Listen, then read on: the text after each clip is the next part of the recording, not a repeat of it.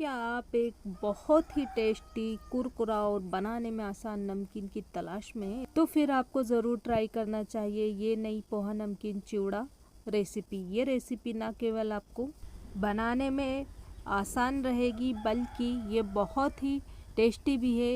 ये नमकीन पार्टी के लिए भी एकदम सही है और ये चाय के साथ भी बहुत अच्छी लगती है। तो फिर देर किस बात की, आज ही इस नई पोहा चिवड़ा नमकीन की रेसिपी को ट्राई करें और अपने फैमिली और मेहमान दोस्तों को इसका टेस्ट चखाएं। तो यहाँ पर मैंने गैस चालू करके इस पर एक भारी तले की कढ़ाई रख दी है और उसमें एक बड़ा चम्मच तेल डाल करके गरम करने के लिए रख दिया है। अब यहाँ पर मैंने लिया है 500 ग्राम चिवड़ा पोहा। ये मोटा वाला पोहा है। बाजार से मोटे दाने वाला पोहा ले आए और उसे अच्छी तरह से साफ कर लीजिए। फ्राइड पोहा नमकीन दो तरह से बनाई जाती है। नमकीन को आप डीप फ्राई भी कर सकते हैं। अगर आप पोहा फ्राई करके नमकीन बनाना चाहते हैं तो पोहे के मोटे दानों का इस्तेमाल करना बहुत बेहतर रहेगा। आप पोहे को हल्का भूनकर भी नमकीन बना सकते हैं। इसके लिए आपको पोहे के पतले दानों का इस्तेमाल करना चाहिए। तेल जैसे ही हल्का गर्म होगा, इसमें हम एक छोटी चमची भर के हल्दी पाउडर डाल देंगे और हल्दी पाउडर जैसे हल्का हो जाएगा, इसमें हम चिवड़ा डाल देंगे और चिवड़ा डाल करके हम कलछी से अच्छी तरह से इसे मिलाएंगे, जिससे हल्दी पोहे के हर दाने पर अच्छी तरह से मिल जाए और इसमें बहुत अच्छा कपासी कलर आ जाएगा। तो इसे इस तरह से कंटिन्यू चलाते हुए धीमी आंच पर तब तक चलाते रहें जब तक ये साइज में दोगुना ना हो जाए, लेकिन इसका रंग वैसा की वैसा ही रहे। और इस प्रोसेस में हमें मुश्किल से 2 से 3 मिनट का समय लगेगा। तो 2 से 3 मिनट हो गए हैं और आप देख सकते हैं चिवड़ा हमारा अच्छी तरह से रोस्ट हो गया है। इसे हम एक थाली में पलट लेंगे। अब उसी कढ़ाई को दोबारा से गैस पर रखकर चालू कीजिए और इसमें हम 2 बड़े चम्मच तेल डाल करके गरम करेंगे। तेल अच्छा तेज़ गरम करना है क्योंकि इसमें हम साबूदाना फ्राई करेंगे। तो यहाँ पर मैंने लिए हैं 200 ग्राम बड़े साबूदाने। ये साबूदाने फ्राई करने के नाम से मार्केट में बहुत इजीली मिल जाते हैं। तो बड़े साबूदाने को ले लीजिए और इसे अच्छी तरह से साफ़ कर लीजिए। तेल जब अच्छा तेज़ गरम हो जाएगा तब गरम तेल में हम इसमें से आधा साबूदाना डाल देंगे।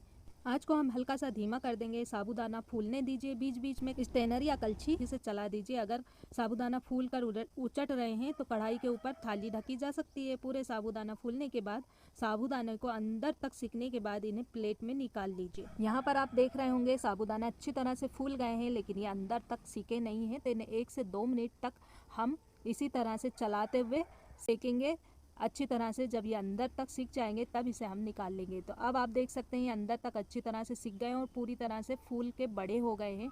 तो इन्हें एक स्ट्रेनर पर निकालिए और इसका एक्स्ट्रा तेल कढ़ाई में निथार लीजिए और इसके बाद इसे हम पोहे वाली थाली में डाल देंगे। इसी तरह से बाकी के बचे हुए साबूदाने भी फ्राई करके निकाल लेंगे। तो यहाँ पर बाकी का बचा साबूदाना भी हमने अच्छी तरह से फ्राई कर लिया है। इसे भी उसी थाली में डाल देंगे। अब बचे हुए तेल में हम मूंगफली के दाने डालकर फ्राई करेंगे। तो मूंगफली के दाने से तेल ख़राब हो जाता है। अगर ज़्यादा तेल है तो तेल को थोड़ा कम कर लीजिए। तो यहाँ पर मैंने लिए हैं 300 ग्राम मूंगफली के दाने। अब मूंगफली के दाने तेल में डालिए और धीमी आंच पर कलछी से चलाते हुए हल्के ब्राउन होने तक भून लीजिए। ये बड़ी जल्दी 3-4 मिनट में भुन जाते हैं।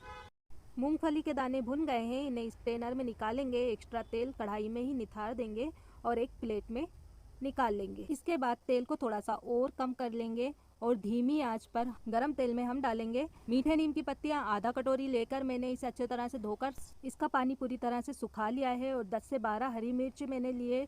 इसे बीच से मैंने चाकू से कट लगा दिया है। दोनों एक साथ तेल में डाल देंगे और हल्का सा इसे हम रोस्ट कर लेंगे धीमी आंच पर। ये रोस्ट हो गई हैं। इन्हें हम स्ट्रेनर में निकाल लेंगे और पोहे वाली थाली में डाल देंगे।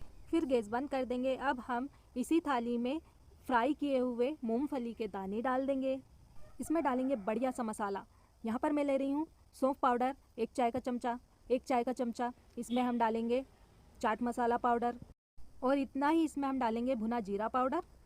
गरम मसाला पाउडर डालेंगे 2 चाय के चम्मच भर भर कर और साथ में इसमें हम डालेंगे पुदीना पाउडर 1/4 चाय का चम्मच और इसमें हम डालेंगे 1 छोटा चाय का चम्मच भरकर पिसी हुई शुगर। सेंधा नमक 1 चाय का चमचा भरकर डाल दें और लाल मिर्च पाउडर आधा चाय का चमचा आप अपने टेस्ट के हिसाब से डालिएगा। सब चीज़ों को हम अच्छी तरह से मिक्स करेंगे। अब आप चाहें तो इसमें नमकीन सेव, भुजिया सेव या रतलामी सेव डालकर मिला सकते हैं अच्छी तरह से। मैं अभी फ़िलहाल के लिए नहीं मिला रही हूँ। और अगर आप मुझे कमेंट करके कहेंगे तो इसकी रेसिपी भी मैं आपको जल्दी ही दे दूंगी। और वैसे तो मैंने सेव की वीडियो बनाकर अपने चैनल पर अपलोड की है, चैनल पर विजिट करके आप वहां से भी इसकी रेसिपी चेकआउट कर सकते। पोहा चिवड़ा नमकीन की इस रेसिपी को आप बना करके और पूरे रमज़ान के महीने एक एयर टाइट डब्बे में स्टोर करके रख सकते हैं और पूरे महीने इसका एंजॉय कर सकते हैं, इसका लुत्फ उठा सकते हैं। नमकीन की ये रेसिपी पसंद आई तो प्लीज़ वीडियो को लाइक शेयर और सब्सक्राइब करना ना भूलें। Thank you for watching.